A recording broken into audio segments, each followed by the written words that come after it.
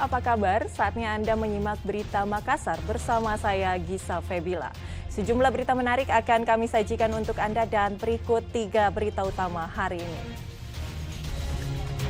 Longsor dari tebing setinggi 30 meter membuat 3 rumah warga rusak berat di Kabupaten Tanah Toraja.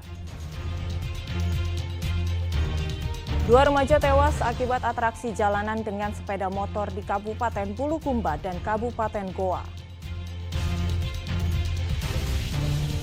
Warga di Kabupaten Maros digegerkan dengan fenomena kemunculan api misterius dari dalam rumah.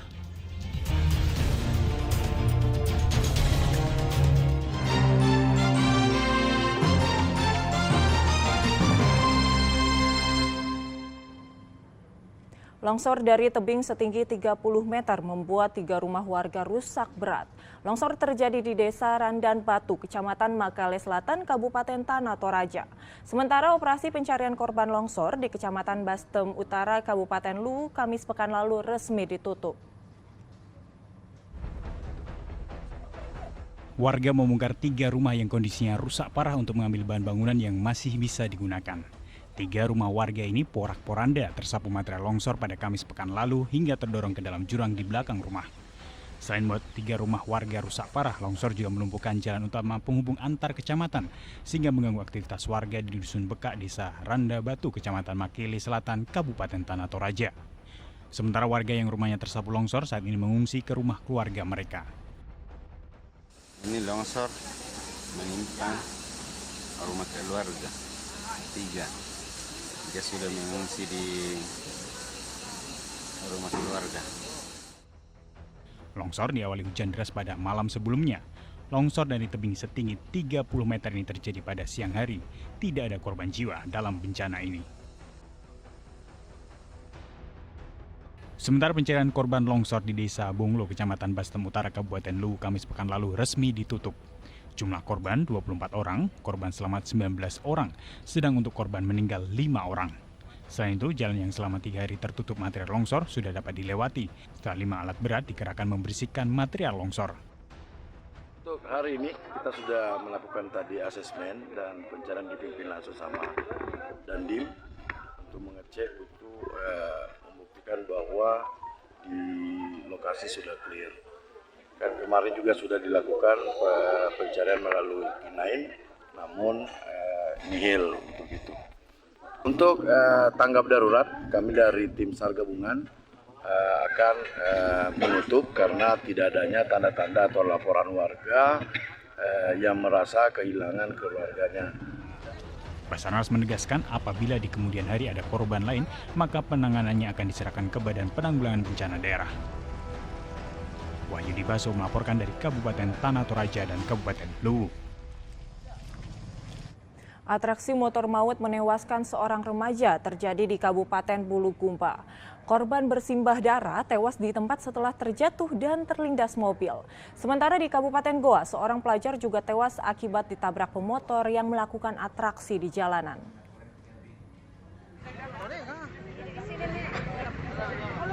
Atraksi berujung maut seorang remaja terjadi di Kabupaten Bulukumba. Rekaman ini pun viral di media sosial. Peristiwa itu terjadi 28 Februari lalu. MH, 17 tahun, tewas bersimbah darah di jalan usai terjatuh dan terlindas mobil saat melakukan atraksi motor di Jalan Poros Nasional Bulukumba Sinjai di Dusun Ponci, Desa Tacorong, Kabupaten Bulukumba. Dalam rekaman itu, tangis histeris kerabat korban pecah saat melihat kondisi korban sudah tak bernyawa lagi.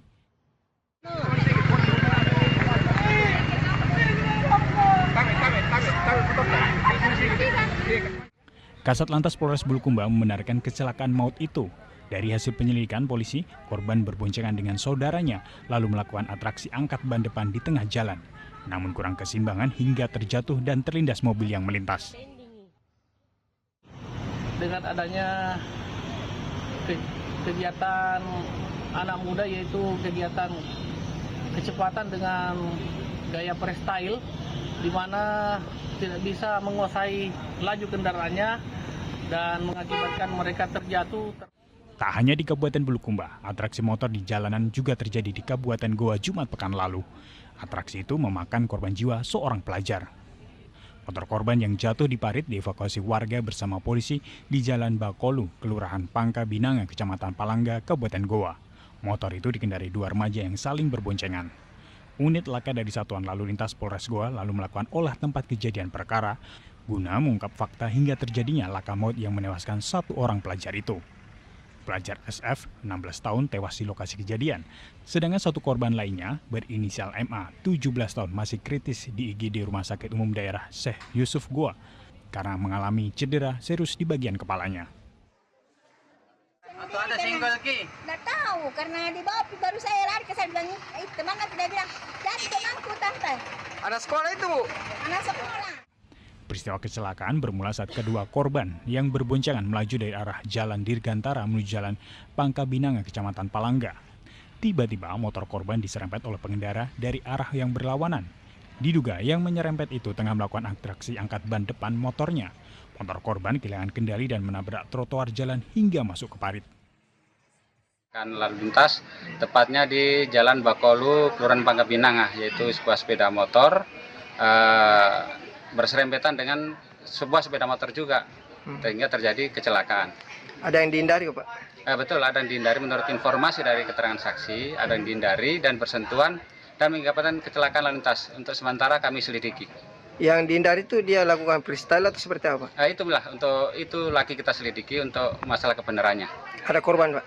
Untuk korban ada satu orang meninggal dan satu orang dirawat di Rumah Sakit Syekh Yusuf. Guna penyelidikan, motor korban kini telah dibawa ke Mako Unit Laka Lantas Polres Goa. Polisi juga masih mengumpulkan bukti dan keterangan sejumlah warga setempat untuk mengetahui penyebab laka maut itu. Andi Muhammad Sardi melaporkan dari Kabupaten Bulukumba dan Kabupaten Goa. Seorang bayi perempuan ditemukan mengapung di saluran irigasi di Desa Matunru-Tunru, Kecamatan Cempa, Kabupaten Pinrang. Bayi yang diperkirakan baru berusia 12 jam itu diduga sengaja dibuang. Warga dihebohkan dengan penemuan bayi perempuan mengapung di saluran irigasi di Desa Matunru-Tunrue, Kecamatan Cempa, Kabupaten Pinrang 29 Februari lalu. Saat ditemukan, bayi perempuan yang diperkirakan berumur 12 jam itu dalam kondisi telanjang dan sudah meninggal. Saksi mata, Yusuf menduga bayi tersebut sengaja dibuang oleh orang yang tidak bertanggung jawab, sebab kondisi bayi masih dalam keadaan segar dan belum mengeluarkan bau busuk. Sudah meninggal, Pak. Bagaimana kondisinya waktunya ditemukan, Pak? Masih segar. Masih segar? Ya, belum, artinya tidak jauh dari sini, mungkin dibuang itu baik karena bekas lukanya tidak ada, Pak. Tidak ada di? Iya. Tapi kondisinya sudah meninggal memang, Iya, Pak? sudah meninggal. Kapolsek Cempa mengatakan polisi masih melakukan penyelidikan terkait penemuan bayi tersebut guna mengungkap siapa pelaku yang tega membuang bayi tersebut ke saluran irigasi.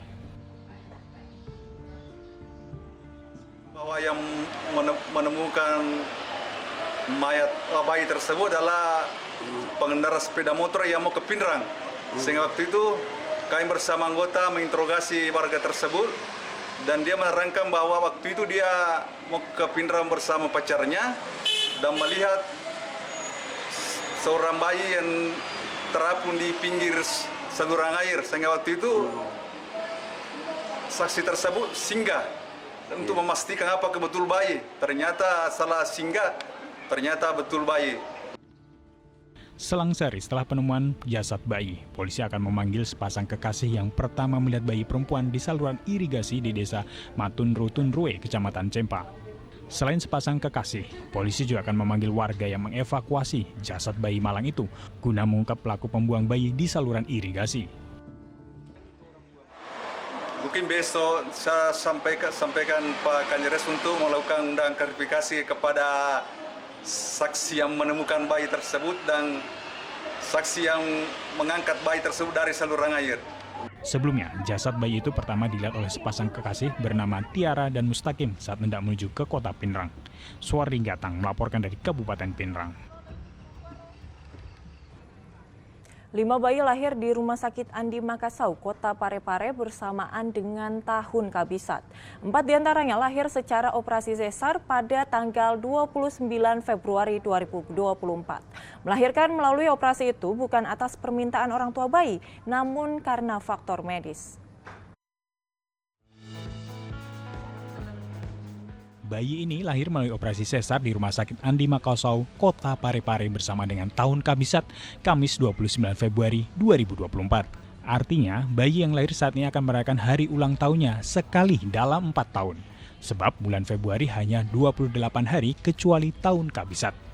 Dokter ahli kandungan Rumah Sakit Andi Makassau, Kota Parepare, Dr. Nursiah mengatakan, orang tua calon bayi yang menjalani operasi sesar justru menginginkan putra-putrinya lahir di hari yang lain dengan dalih akan kesulitan untuk merayakan hari ulang tahun putra-putrinya. Namun karena pertimbangan medis sehingga dilakukan operasi. Bukan permintaan pasien ya? Bukan. Ya. Ya, kebetulan hari ini. Ya. Malah banyak biasanya yang tidak mau di hari ini, dibilang enggak ulang tahun tiap tahun ini nanti anakku. Namun demikian, orang tua menyambut kelahiran putra-putrinya dengan rasa bahagia, meski bingung karena tidak dapat merayakan hari ulang tahun putra-putrinya setiap tahun. Senang dan bahagia, tapi bingung nanti bagaimana anunya kalau dirayakan ulang tahunnya karena 4 tahun sekali. Orang tua bayi, Suryani mengatakan, walau hari ulang tahun putranya hanya dirayakan sekali dalam 4 tahun, namun tetap bahagia dengan kelahiran sang buah hati. Bahagia. Ya. Bahagia ke bulan 2 ini ada tanggal 29. Barusan. Ya. Sampai 28. 4 bayi yang lahir di tahun kabisat ini dalam keadaan sehat, sementara seorang bayi mendapatkan perawatan intensif. Para orang tua yang melahirkan putra-putrinya di tahun kabisat berharap anak-anak mereka kelak dapat berbakti kepada orang tua, agama, bangsa, dan negara. Suwardi Gatang melaporkan dari Kota Parepare.